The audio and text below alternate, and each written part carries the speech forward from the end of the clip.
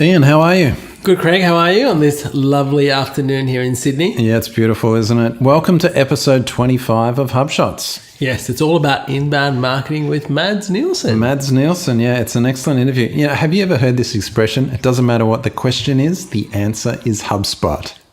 No, I haven't, but I think we just got it.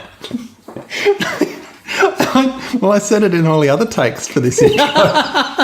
Surely you've heard it before. Anyway, the point we were going to make is that Mads is a sales guy, right? So you'd think whatever he's doing, talking to people, he'd be pushing HubSpot to anyone and everyone, right? But the opposite is the case. And I think it's really interesting what comes out at the start of the interview with him is he talks about how HubSpot isn't a fit for everyone. In fact, he really focuses on making sure it is a good fit for the potential customers he's talking to. Yeah, absolutely. I think that's really important given that there are so many different systems and tools out there. And I think, you could be really frustrated with something that you're using for email marketing, for example. You might say, look, I'm going to put HubSpot in, but, does it actually get you to the right place that you're actually expecting to get to? Are you in a Ferrari traveling at 2 kilometers an hour down the motorway, right? When really it should be doing 300 Ks on a racetrack somewhere.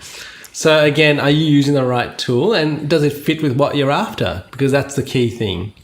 Another really good thing that he goes through is this whole idea of setting expectations and also timeframes as well, because it's not only the product using HubSpot, it's actually the whole inbound methodology. Yeah, you know what? That is so true because you've got to transform your thinking. When you do inbound and you do the training, you have to transform your thinking, right? With transforming your thinking comes the way you've got to transform what you're doing. And in doing that, you will see the result that you can get. Now, where a lot of people tend to go wrong is that they don't transform their thinking and transform their doing, and they try to do what they know in a platform that doesn't facilitate that. That's actually a really good point. And he builds on this. What I thought was really good is he said, people fixate on the platform cost, but it's actually the investment you put into implementing the methodology, all the content creation, planning, strategy, and all of that. That's actually the big cost. The platform costs only a small part. If you don't have both together, then you're not going to get the results. That's right. And you know what? This is not a quick fix or a magic bullet for your business. So if that's what you're after, you got to go look somewhere else. Yeah, so Mads has some really good points to challenge our thinking there.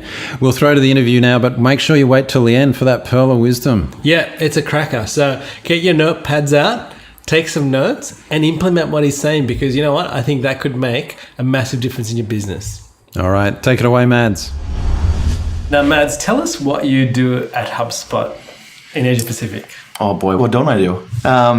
We hear you're a bit of a star. I am a star, I have to say. No, I'm what's called a CAM, which is a channel account manager, and I work with sales with marketing agencies that are HubSpot partners. Okay, so you're dealing with agencies that are dealing with customers, say marketing managers. So the listeners to the podcast, they might work with an agency. You're the person that works with the agency. So what we're interested in your experience working with agencies, what do you find that the marketing managers are doing well or the agencies that are working well with marketing managers that are successful are doing? Are there any kind of general things that jump out at you? Well, it all comes down at the end to inbound marketing, right? So they need to be able to understand that concept. And I think the more old school they're used to working, the more harder it is to get them to kind of move over to that path. And so the ones who are doing it well are the ones who are open to change. I think that's the first thing that's really important. We talk a lot about fit at HubSpot, whether they're a good fit for our product, for our inbound marketing line. And that's one of the first things we fill out for. Excellent. So we've actually heard that as a consistent theme, which is always good. What we're actually asking you, can you define inbound marketing as you understand it? Because quite often in Australia, still in Asia Pac, people don't have a clear idea of what inbound marketing is. And not many people search for it. Yeah, that's true. Well, what is inbound marketing? That's a really good question. So in my world, I think inbound marketing is around putting good content out there that people want to read. And that will then drive visitors to your website, basically, see your product, see what you have to say. I think it's very much around not just telling them about all your fantastic products, but having a good story to tell. That's really good. Now, you deal with a lot of sales, and I talk about this quite often, is that we're seeing this shift. Like you can bring great leads into a business, but if sales aren't treating those leads with the respect that's due, or they don't understand what the outcome needs to be, there's this massive misalignment, and sometimes sales will never even see who's in marketing or even talk to anybody in marketing. And I think that's something that HubSpot's done pretty well, and they obviously the alignment there is very close. Having been in HubSpot for a while and being like a sales star in HubSpot, what are the steps you've taken to make that a success, and what have you seen that have been the key drivers for that success? I think part of that is kind of like a twofold thing. I think the one thing is around, you touched upon sales and marketing. There's a marketing alignment, as we call it, which needs to be very much in par, but it very seldomly is. So I think one of the biggest things that agencies can do to position themselves for better success is to go in there and not just talk to the marketing team and be that outsourced marketing team for them, but actually work with the sales department about it. What kind of leads are they looking for, and what qualifies a good lead for them as well. And even though that kind of gets ticked off, sometimes you'll still have some misalignment, but it's all about tweaking and fine-tuning at the end of the day. Now, see, that's a really interesting point you make. Across the board, how many people or, say, partners you deal with actually have conversations with sales teams?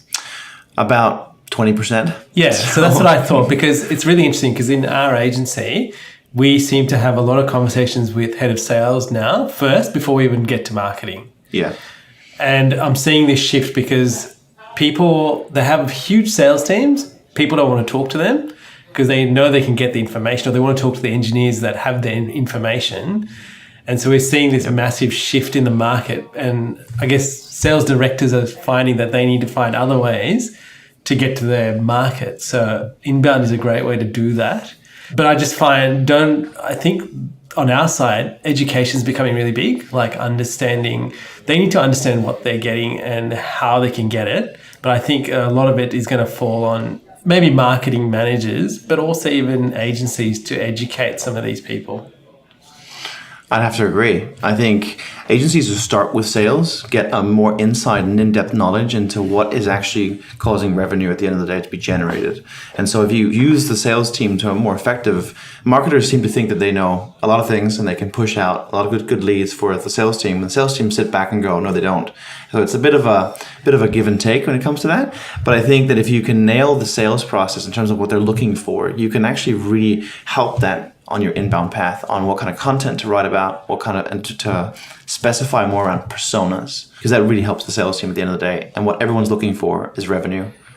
Okay, so let's talk about that a little bit more. So our listeners are predominantly marketing managers, so they might not have been exposed to this whole idea of sales and marketing alignment. They might be thinking, marketing just gets the lead, we hand it over the fence to sales. What are you seeing as successful companies doing? Like, what would you say to marketing managers that have that opinion? Do you think it's changing? I think it is changing. I think it's taking a long time to change as well. I think there's a lot of education that goes into this piece. Both marketing managers and sales needs to be able to understand what each other's roles do to be able to kind of fine tune that a little bit better. But there is a big educational piece and a bit missing there in the blocks, especially in Australia as well. I see that there's still very much old traditional. I see a lot of sales blames marketing and marketing blames sales. There's a lot of that going on, but I think that if you can meet in the midway around inbound, because you have content, you know what people have been doing, you can provide that better in-depth intel for the sales reps. It just becomes a better experience overall. But also, sales knows a lot, and knows a lot more than marketers might actually give them credit for. And it could be a good way to kind of open in the door and say, well, what kind of content should we be focusing on, and kind of bring that into that alignment. That's where we have this marketing alignment in. Now, Mads, we've been doing all our certifications again this year. Sounds good. How important is it, do you think, to put sales through inbound training? I think they need to understand the concept of inbound training. So I think that they need to take at least the certification on inbound. I think every sales rep should do that. When it comes into like using HubSpot and things like that, that doesn't really matter. So, but that initial inbound education, they need to understand to better provide feedback for marketing as well, and as they go forward. Yeah, and I think like with that, obviously they're going to be using tools like the CRM at the end of the day. So I think that is very key. And as that grows in the whole marketing mix, I think that's going to be a really key thing to get people to be successful. I completely agree. And I think on this fact, I think pretty much every agency working with their end users should go out and actually recommend a very, very fixed path on educating their sales team on inbound marketing. Because if they don't understand what they're being given, they're not utilizing the whole platform. So it's all about a give and take situation, but it is something that they need to do if a business is going to go in and actually actively position inbound marketing as their strategy going forward. This raises a really important question for me. We've got sales, we've got marketing, right? Yeah. Now, what if the head of the business is not on board with this or has no idea about inbound? Well, then there's another educational piece that needs to be taken care of there. The agency needs to go in and actually teach every aspect of the business, all the way from the top to the bottom, I think, when it comes to within marketing and sales. And that includes the CMO, and it includes sometimes advanced up to the CEO, because he needs to understand what's going on as a strategy from within the business. And needs to be, as a minimum, on board with the concept. Right. So as a marketing manager listening to this, I guess the takeaway for them, would it be that if they're having trouble getting buy-in for HubSpot, they actually need to go back a step and talk about the approach first, inbound marketing, understanding that. Oh, yeah, definitely. So can I ask you then, because you're on the sales side, you're actually typically dealing with marketing managers at companies that are considering HubSpot as a tool. What are some of the common questions and problems that they're coming to you with, hoping that HubSpot will solve? Well, one is that their website is more of a holding page or a brochure or something very like that. But the biggest thing is, like, how do I actually change that? And sometimes they're overwhelmed with some of the work that needs to be done. HubSpot and inbound marketing is not a quick fix. It is something that matures over time, and they need to be on board for the longer term. A lot of them that are looking for a quick fix kind of steer away from HubSpot a little bit because they're going, that's a long-term fix. And it might be best for their company, but at the end of the day, they might not go ahead because they can't see that immediate return of investment. What's long-term mean? We generally tell people that it's anywhere between 6 to 9 months before you start seeing the ball really rolling and kicking back on SEO and things like that once you've actually done a full inbound marketing implementation. But it might be as quick as a couple months depending on what target you're going into and how aggressive you are in terms of content that you're publishing and things like that. But it can also be several years depending on exactly how much you invest into it. So when I say several years, it's like if you just go out there and say a couple blogs a month is enough, and I'm just going to tweak a little bit here and there, you might not see any return on investment for a longer period of time. It does take some significant investment of time. And that's the biggest thing. It's not the platform costs. It's around It's the time. effort, right? It's the effort. That's really good. Good point. From a perspective of people that you're seeing across the board, how quickly and reasonably possible is it to build out a campaign? Or people, what should they be doing to build campaigns? Because I was talking to someone the other day, and it's been almost a whole year and they have not built out a campaign. Well, that's the first thing you do when you get into HubSpot is you build a campaign. You deep dive right into the deep end around building campaigns, building content, and really structuring that and publicizing it as soon as possible because you need to build up that momentum, which takes time. So that is the first thing. And how easy it is, it's pretty easy. We have a tool for it. We go into where we actually completely build out in all the aspects that you need to remember when building out a campaign. It's a very thorough tool when it comes to that kind of stuff. And plus the reporting is amazing. So you can actually see whether the efforts that you're doing are paying off in terms of visitors and lead conversions and so on. If you look at sales globally, that's for example, what do you see is the big difference between your counterparts in America and you here in Asia Pacific? Because we have customers that might be based here but are going into the US market. So what sort of insight can you give us or our audience as to what the differences are, if there is anything at all? Well, the US is a lot further ahead than we are here in Australia because they've had it for a while. The concept is becoming more of a day-to-day conversation than what it is here in Australia. So I think that if you think of it from that point of view, if they're going to go into a market like that, it's going to be much more receptive to it because it's already ready for it. Where here it's an educational piece, much more. It's like the intermediate stage at this moment. It's getting a lot better than what it was, but we've been here a couple of years now. We've had clients that have been on us for 4 or 5 years. So it's not something new to a lot of people, but the concept of implementing it, what it actually takes, is new when you're marketing here. However, for the US, you would see a much more receptive market because it's been there longer.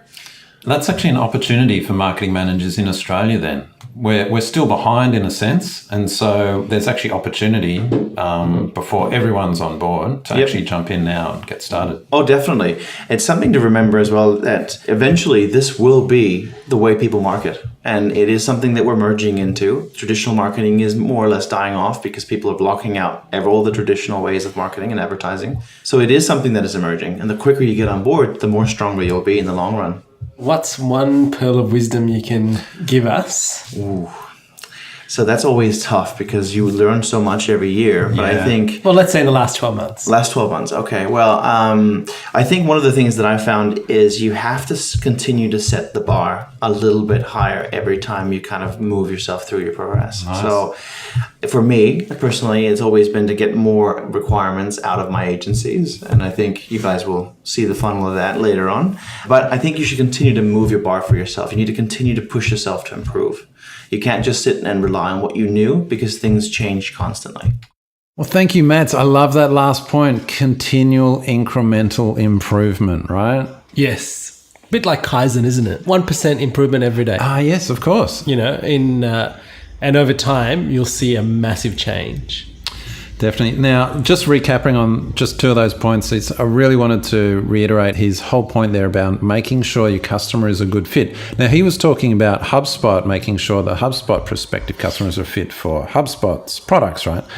Of course, the wider point is that for us as marketing managers and dealing with salespeople and that, it's really about making sure that our marketing efforts are reaching the people that it's most aligned with. Yeah, and you know what? I think that filters down to your product and service, right? When you're doing inbound, you're actually figuring out and getting the right people that fit your product and service, so you're not talking to the wrong people.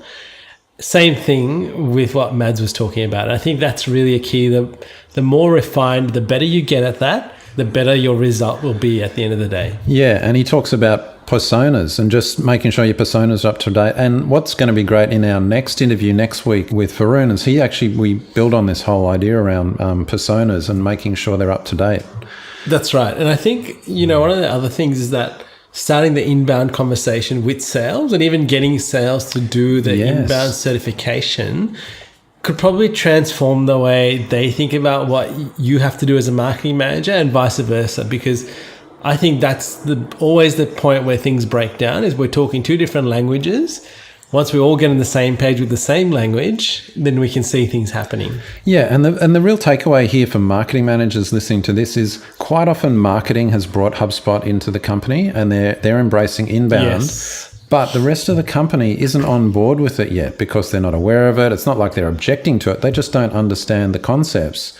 I thought his point around how often conversations are starting with sales, and you just picked up on it there, is really interesting. It's challenging actually for a lot of marketing managers because they think they're in control of that. It's actually about educating the rest of the business and making sure upper management is on board as well. Yeah, I think to start this off, even just get the head of sales involved, get their feedback, and then get a plan to roll it out to the rest of the team, because I think that's a big thing. Once you've got the head of sales involved, the rest will happen. It'll take care of itself because he's the leader and he's going to make sure he sees it through. And I was encouraged, like yesterday I was sitting in a meeting with another business, and the owner, who also looks after the marketing, actually brought his head of sales in. And I thought that was fantastic, because when we were actually showing him what the capabilities are and how it can benefit him, I was like, well, there's this alignment already that's taking place. It's just that you need a system to facilitate that. And, you know, that was fantastic to see.